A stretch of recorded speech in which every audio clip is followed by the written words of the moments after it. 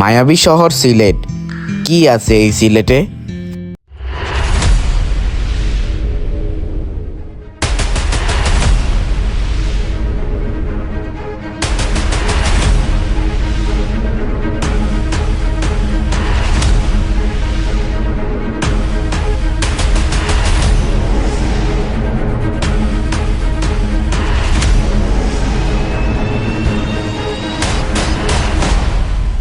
Hey guys, আসসালামু আলাইকুম। কি অবস্থা সবার এন্ড কেমন আছেন সবাই? মায়াই ঘেরা সিলেট শহরে যাওয়ার উদ্দেশ্যে আমরা চলে আসি ঢাকার সায়দাবাদ বাস টার্মিনালে। এন্ড রাত 11টার দিকে আমরা সিলেট যাওয়ার উদ্দেশ্যে যাত্রা শুরু করি।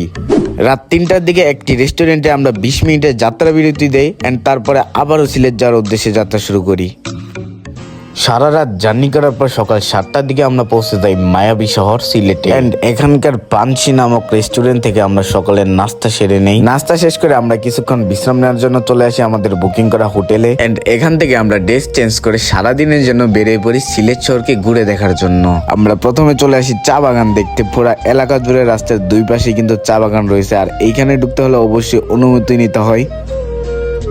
চা বাগানে আমরা খুব অল্প সময় ব্যয় করি এন্ড আমরা চলে আসি রাতারগুল। সিলেটের কয়েকটি আকর্ষণীয় জায়গার মধ্যে রাতারগুল অন্যতম। এখানে কর্মরত যে মাঝি ভাইগুলো আছে তারা কিন্তু বেশ ভালো গান গাইতে পারে এন্ড আমাদের সবাইকে গান গায়ে শোনাইছে, আপনারা একটু শোনাই নিন।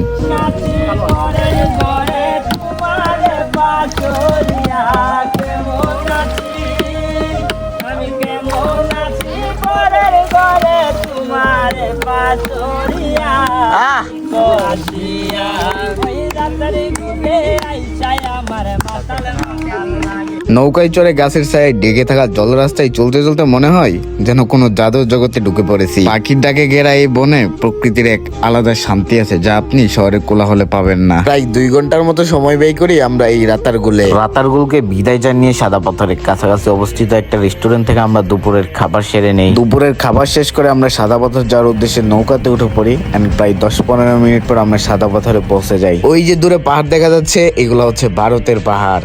দুপুর 1টার দিকে আমরা এই সাদা পাথরে পৌঁছাই এন্ড আজকে দিনের বাকি সময়টা আমরা এই সাদা পাথরে কাটাবো। এখানে থাকা পাথরের উপর দিয়ে হাঁটা চলা করলে পায়ে প্রচন্ড ব্যথা অনুভব হয়। আপনারা চেষ্টা করবেন বাসা থেকে শক্ত জুতো নিয়ে আসার জন্য। সাদা পাথরে পা রাখার পর মনে হচ্ছিল প্রকৃতি যেন এখানে এসে নিজেকে হারিয়ে ফেলেছে। এখান দিয়ে বয়ে যাওয়া পানি এত স্বচ্ছ যেন মনে হয় আকাশটাই এখানে নেমে এসেছে স্নান করতে। সাদা পাথরে পানিতে নিজেকে ভিজানোর পর মনে হচ্ছিল সকল কষ্ট যেন ধুয়ে পরিষ্কার হয়ে স্রোতের সাথে চলে যাচ্ছে। প্রায় 4 ঘন্টার মতো সময় কাটায় আমরা এই সাদা পাথরে। এখন সাদা পাথরকে বিদায় জানানোর সময় চলে এসেছে। সাদা পাথরকে বিদায় জানিয়ে আমরা চলে আসি হোটেলে এন্ড এখানে আমরা কিছুক্ষণ বিশ্রাম নেই। রাতের বেলা আমরা চলে আসি বাইরে ঘোরাঘুরি করার জন্য এন্ড ঘোরাঘুরির পর আমরা চলে যাই 5 ভাই রেস্টুরেন্টে রাতের খাবার খাওয়ার জন্য। 5 ভাই একত্রিত হয়ে রেস্টুরেন্ট দিছে, আর সেই রেস্টুরেন্টে কিন্তু আমরা রাতের খাবার খাওয়ার জন্য চলে আসছি। রেস্টুরেন্টে এত মানুষ দেখার পর আমার মনে হচ্ছিল সিলেট শহরের সকল মানুষ যেন এই একটা রেস্টুরেন্টে এসে জমা হয়েছে। অনেক সময় অপেক্ষা করার পর আমরা খাবারটা হাতে পাই এন্ড এখান থেকে রাতের খাবারটা শেষ করে আমরা আবার হোটেলে চলে যাই। হোটেলে যাওয়ার পর আমরা সারা রাত লম্বা একটা ঘুম দেই এন্ড সকালবেলা আবারও চলে আসি 5 ভাই রেস্টুরেন্টে সকালের নাস্তা করার জন্য। এখান থেকে নাস্তা শেষ করে আমরা আবারও বেরিয়ে যাই সারা দিনের জন্য সিলেট শহরকে ঘুরে দেখতে। কালকেও কিন্তু আমরা চা বাগানে গেছিলাম এন্ড আজকে কিন্তু আরেকটা চা বাগানে চলে আসছি। গাইস, একটু আগে আমাদেরকে চা খাওয়াইছে এক চাচা, এখন আমাদের আরেক ভাই এখানে চা খাওয়াইছে ফ্রিতে। অনেক ধন্যবাদ। চাটা সেই দামটা কত? চা টেস্টের জন্য। আচ্ছা ভাই, আপনার নামটা বলেন। আমার নাম মিঠুন দেবনাথ। এখানে দেখা প্রত্যেকটা দোকান থেকে পর্যটকদেরকে ফ্রিতে চা খাওয়ানো হয় যাতে পর্যটকরা বেশি পরিমাণে চা পাতা কিনে নিয়ে যায় তাদের কাছ থেকে। চা বাগানকে বিদায় জানিয়ে আমরা এখন চলে যাব মায়াবী ঝর্ণাতে এন্ড আপনারা সামনে যে ঝর্ণা দেখতে পারতেছেন এটাই কিন্তু সেই মায়াবী ঝর্ণা সিলেটে। ঝর্ণার উপরেই কিন্তু ভারত, আর ভারত থেকে কিন্তু পানি পড়তেছে এই ঝর্ণা দিয়ে, আপনারা দেখতে পারতেছেন। এই মায়াবী ঝর্ণাতেও কিন্তু বেশ ভালো পরিমাণে পর্যটক ছিল। এখন আমরা মায়াবী ঝর্ণাকে বিদায় জানিয়ে জাফলং এর দিকে চলে যাব।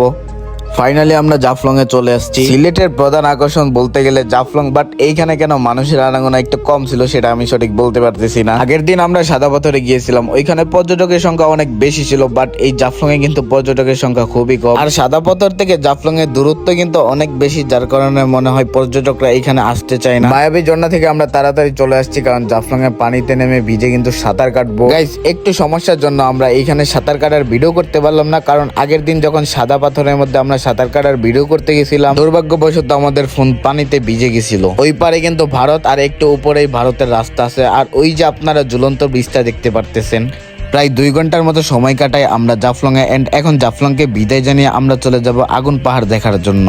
এটাই সেই বিখ্যাত সিলেটের আগুন পাহাড়, যে পাহাড় থেকে গ্যাস বের হয় আর এখানে আগুনের ছোঁয়া দিলে আগুন জ্বলতে থাকে। গাইস, এই ছিল আমাদের সিলেট ট্যুরের ভিডিও। আপনাদের কাছে কেমন লাগছে অবশ্যই কমেন্টে জানাবেন। কে কোন জেলা থেকে ভিডিওটা দেখছেন বা দেশের বাইরে হলে কোন দেশ থেকে ভিডিওটা দেখছেন এটাও কমেন্টে জানাবেন। আজকে চলে যাচ্ছি, আজকে বাসায় চলে যাব। আপনাদের সাথে আবারও কথা হবে। আমরা কিন্তু সিলেট আবারও আসবো। সিলেট কিন্তু অনেক মায়াবী একটা শহর, অনেক কিছু দেখা হয় নাই। কিছুদিনের মধ্যে আমরা আবারও সিলেট আসবো, তখন আপনাদের সাথে ব্লগ হবে, কথা হবে। সবাই ভালো থাকবেন, সুস্থ থাকবেন। আসসালামু আলাইকুম।